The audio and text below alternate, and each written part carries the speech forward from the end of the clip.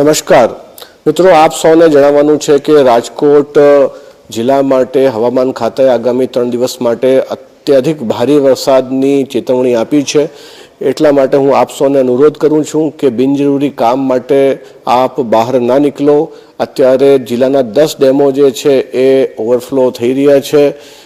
જે ખાસ વિનંતી આ છે કે કોઈ પણ સડક ઉપરથી પાણી ઓવરટોપિંગ કરતો હોય તો आप એને ક્રોસ કરવાની કોશિશ ના કરો।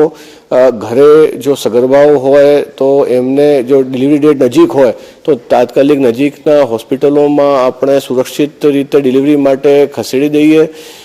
નીચાણવાળા વિસ્તારમાં જો કોઈ રહેતા હોય તો એમને વિનંતી છે કે નજીકના મામલતદાર કચેરીનો સંપર્ક કરી જે શેલ્ટર હોમ ચાલુ કરવામાં આવ્યા છે એમાં શિફ્ટ થઈ જાય। રાજકોટમાં અત્યારે શહેરી વિસ્તારમાં 22 જેટલા શેલ્ટર હોમ ચાલુ કરવામાં આવ્યા છે।